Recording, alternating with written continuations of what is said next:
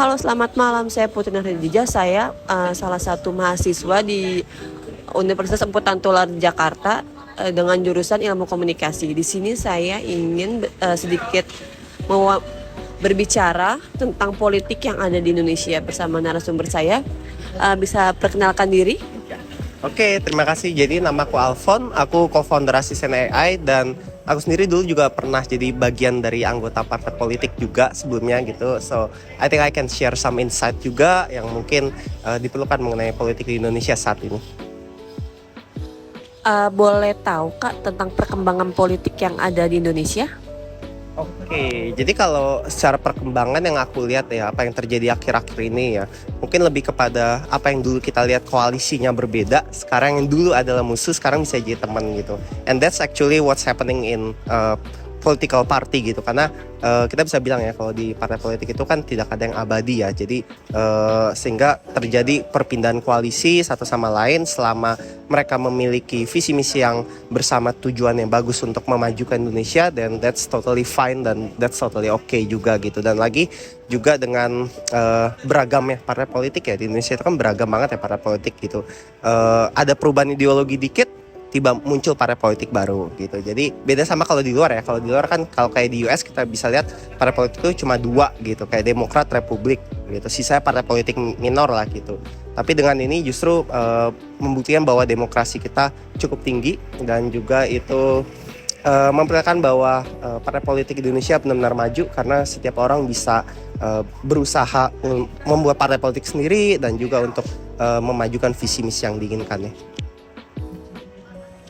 Pendapat kakak tentang politik dari tahun ke tahun itu perbedaannya seperti apa ya Kak? Oke, kalau tahun ke tahun mungkin sebenarnya mirip sih kayak yang tadi ya. Kayak perpindahannya itu lebih kepada pertama adalah pasti perubahan visi misi tergantung dari kondisi Indonesia saat ini gitu. Sehingga setiap kali pemilu biasanya visi misinya itu kan berbeda gitu buat siapa partai politik. Cuman kalau untuk apa yang terjadi dengan partai politiknya itu sendiri, itu lebih kepada, aku rasa sih lebih kepada yang tadi aku bilang kalau terjadi perubahan koalisi gitu. Dan perubahan koalisi itu membuktikan bahwa ya memang tidak ada yang abadi di politik.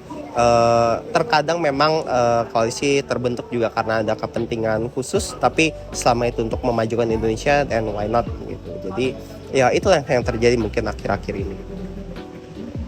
Pendapat Kak Alfon nih tentang masyarakat, tanggapannya gimana gitu terhadap politik yang ada di periode baru ini?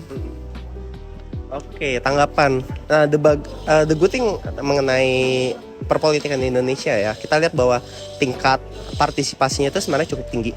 Tuh, tingkat partisipasinya cukup tinggi, berarti adalah memang masyarakat Indonesia itu paham dan memang mereka mengikuti juga apa yang terjadi di politik, dan mereka juga percaya bahwa apa yang mereka pilih itu bisa menentukan masa depannya Indonesia gitu.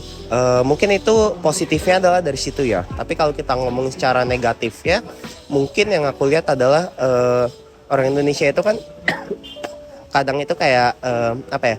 Mungkin kadang terlalu fanatik terhadap sesuatu ya. Tapi sekali lagi kita bilang kalau seperti apa yang sudah terjadi sebelumnya, bahwa koalisi itu nggak pernah permanen.